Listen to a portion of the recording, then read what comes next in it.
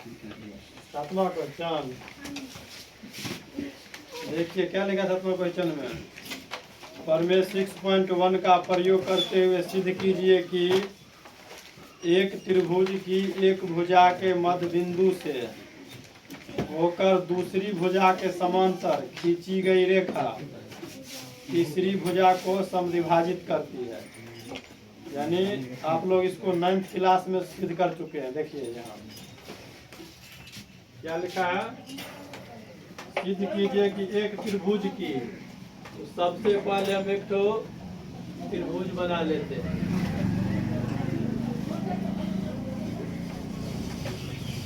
A B C त्रिभुज बना लिए। अब क्या बोलता है, सिद्ध कीजिए कि किसी एक त्रिभुज की एक भुजा के मध्य बिंदु से, मान लीजिए इस भुजा का मध्य बिंदु ये डी है, इससे ये रेखा खींचा गया। एक भुजा के मध्य बिंदु से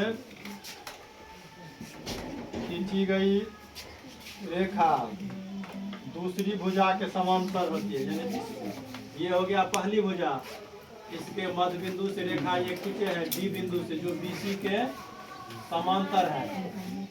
तो कहता है तो तीसरी भुजा को समद्विभाजित करती है। यानी ये बोलता है जो इस भुजा को समद्विभाजित करती है। सवाल समझ में आया? यस। कहता है जो किसी त्रिभुज के एक भुजा के मध्य बिंदु से, तो त्रिभुज में कितने भुजा होती है? 3। तो मान लीजिए इसको हम एक भुजा मान लिए। इस भुजा का मध्य बिंदु क्या हुआ? डी।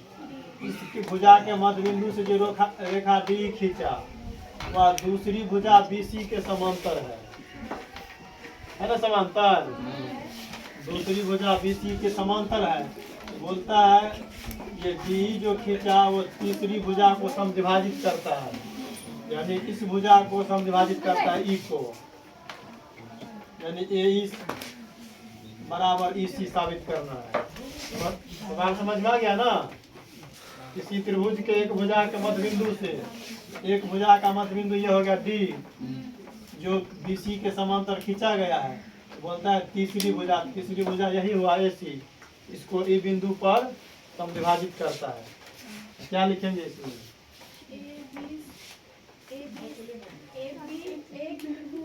माना कि ए बी सी एक त्रिभुज है। माना कि ए बी सी एक त्रिभुज है। मान क्यों लिए? क्योंकि त्रिभुज का नाम नहीं दिया है किताब में, जिसमें माना कि ए बी सी एक त्रिभुज है जिसमें भुजा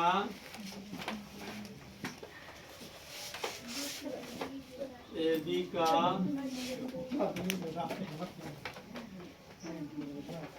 मध्य बिंदु डी है। माना कि ए बी सी एक त्रिभुज है जिसमें भुजा ए बी का मध्य बिंदु डी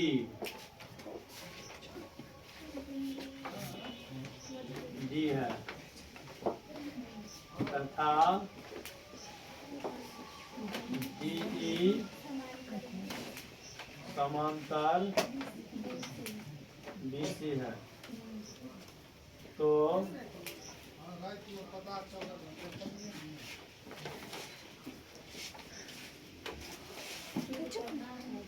सिद्ध करना है कि बिंदु ई रेखा एसी को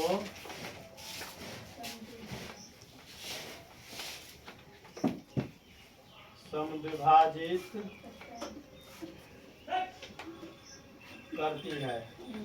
यानी समद्विभाजित मतलब क्या? ए बराबर ए सी, अर्थात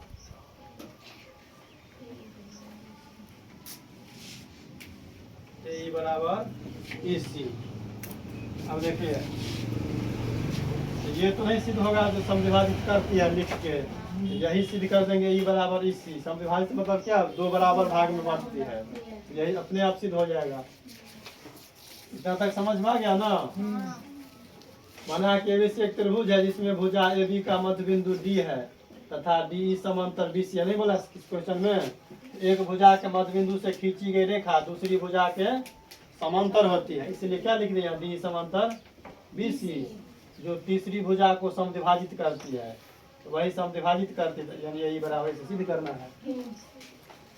अब चलिए हल में क्या लिखेंगे, त्रिभुज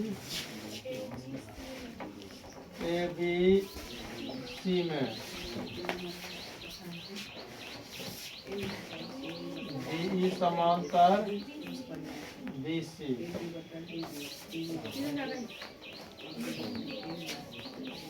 दिया है, क्या हो जाएगा,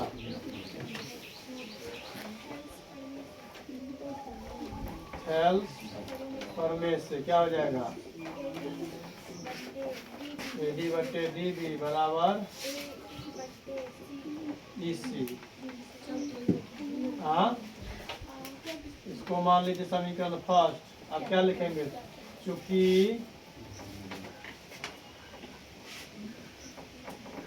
दिया है कि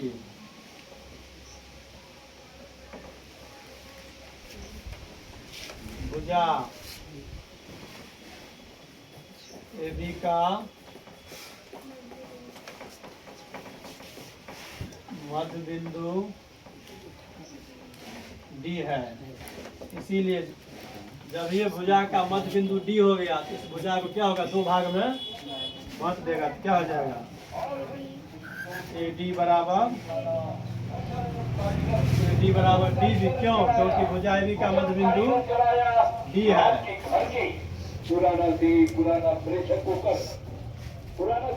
भुजा AB का मध्य बिंदु D है, इसीलिए AD बराबर DB। इसको हम ऐसे लिख सकते हैं ना, AD/DB बराबर 1 लिख सकते हैं ना, AD बराबर DB यानी AD/DB बराबर 1, या इसी को बाय क्रॉस करेगा फिर यहाँ चला आएगा। तो समीकरण सेकेंड।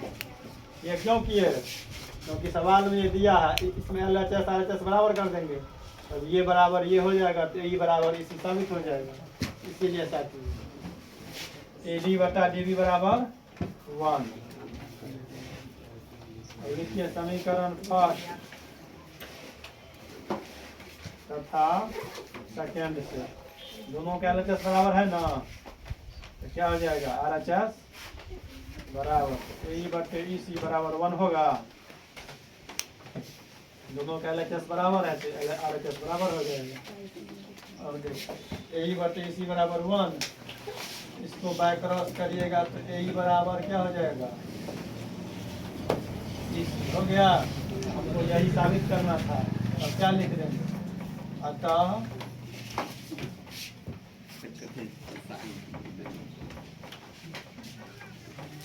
बिंदु E भुजा AC को समद्विभाजित करते हैं, यही साबित करना था। कैसे समझे यही साबित करना था, क्योंकि क्वेश्चन में बोलता है किसी त्रिभुज के एक भुजा के मध्य बिंदु से खींची गई रेखा, तो किसी त्रिभुज यानी त्रिभुज ABC के एक भुजा के मध्य बिंदु से खींची गई रेखा DE BC के समांतर है, जो तीसरी भुजा AC को दो भाग में बांटती है, यानी सिद्ध करना ये बांटती है। अब इसको भी पहला भुजा मान सकते हैं, तब इसमें सिद्ध करते हैं AD बराबर DB, जिसको लेके चलिए, समझ गया ना। अगर इसको पहला भुजा मानते हैं तो इसको सिद्ध करते हैं AD बराबर DB, इसको तब बांटता, इसको पहला मान लेते इसको सिद्ध किए, जो इसके समांतर ये खींचा गया है D। आ गया समझ में? नहीं आया होगा तो आप लोग कमेंट में लिखिएगा, फिर हम देखेंगे अगला